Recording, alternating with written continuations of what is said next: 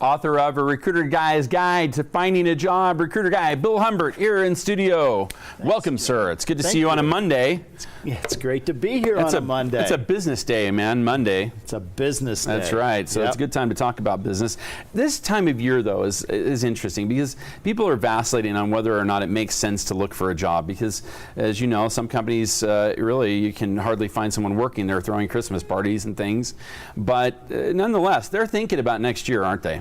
Oh, they absolutely are. You know, what I have found is there's a common wisdom. And usually the common wisdom is the worst wisdom, right? Yes. And the common wisdom is it's not a good time to look for a job. Right. When I was a contingent recruiter for 11 years, December was the month I made most of my money. Is that right? Introducing candidates to companies. Is it because everybody's feeling good? It's the warm and fuzzies. Yeah. It's the end of the year. That means the new budgets are set for That's next right. year. And the top managers, the top 10%, realize that this is a time where they can get some really good talent, and they go after them big time in December and then start them in the new budget year in January. Aha. So if you want that new job in the new year, you don't wait till next year to get it. You get it now. You get it now. All right. Let's talk about that. Let's talk about the networking necessary to make sure that you put yourself in that position. Well, you know, I've heard so many times from people, I don't know how to network. And actually, you've been networking your entire life. Right. For instance, if I was 5 years old, I'd look at this and I go, where'd you get that? Right. You'd ask the simple question. That's networking. It's that simple, huh? It's that simple. So it's just a matter of talking to people. Okay. And we put a name on it called networking, and so people think they don't know how to do it. You know, the icebreaker, that's part of networking, right? That's what that is, isn't it? So those key questions, those things, letting them in on a secret, that's part of it, right? Let's talk about that for a moment. So, Joe, when you're at a holiday party, for instance, it's a great time to network because everybody's warm, fuzzy. Hey, what are you doing? Right. And that's a great lead-off question. How's your year been? What are you doing now? Yeah, and then what we probably should talk about, because I know a lot of people don't do this, come from a positive space, right? Even if things are negative where you are, even if you're looking for that new job because you hate the one you have, right? It needs to be a positive spin, right? Oh, absolutely.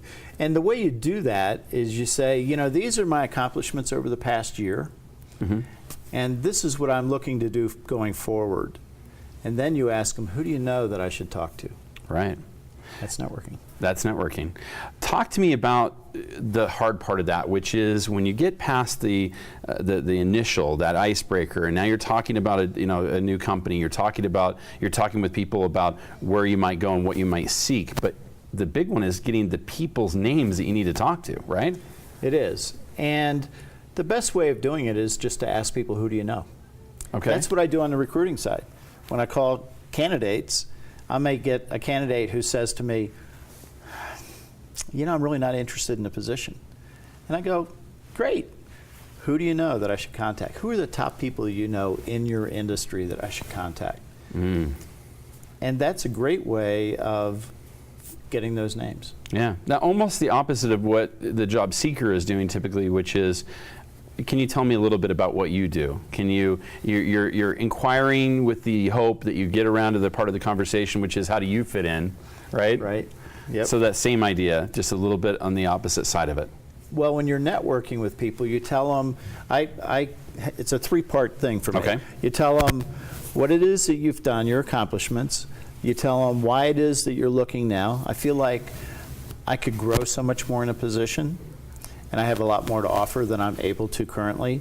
And therefore, what I'm looking for next is... Aha. So this would be the same thing you would be telling someone if you're introduced to that person, right? Absolutely. You're introduced to a decision maker who might be able to give you a job. That's the kind of story you want to be telling them. That's the elevator pitch. It's the elevator pitch. And the way most people make a mistake is they say, do you have any jobs? Yeah, that's not what they want to hear. And my knee-jerk is no. Yeah, they had jobs. Right. Had. So what you ask them is, who do you know? Right. And then the response may be, are you talking to my company? No. Who should I talk to? Well, I'm the guy. Or you should talk to Eliza. Here, let me introduce you to Right. XYZ. Yeah. Now you're over there, you make that elevator pitch when they ask you, so what are you looking for? What are you doing? Well, I'm doing a lot of great stuff, but I'm looking forward to do something great with your company. Right. And so what happens? You have the season, everybody's feeling warm and fuzzy, right? We talked about that briefly. Yeah. And now's the time to take advantage of that. And they'll say, well, Joe introduced me to you, and would you like to find out a little bit about my background? Excellent. All right, so now the real question, recruiter guy Bill Humbert, do you do this? Are you practicing what you preach? Always. Always. You're always on. I had a Crestron programmer start the Monday after Thanksgiving. I got a job cost accountant accept the position last Monday. I have a guy interviewing for a Cisco help desk position today on site. And tomorrow I'm meeting with a manager for security sales positions. I do it all the time. And, you know, Deer Valley right now has needs throughout the entire resort. And I know for a fact Basket Check and ski rental techs. Yeah, they have a need. They have a need for those positions. You can just contact them, and you probably get hired pretty quickly if you part-time position. Yeah. Great benefit. Lots of seasonal stuff left right now. Yep. I think at all the resorts there's still some opportunities. Yep. Of course, restaurants starting to hire because they're going to be busy in the holidays and into the ski season. So much out there. It's just time to get a little networking done. That's why recruiter guy Bill Humbert's here to tell you how to do it. So make sure you start those conversations off right with a little bit of what you can bring to them. We got a lot more coming up here on the Mountain Morning Show right after these messages.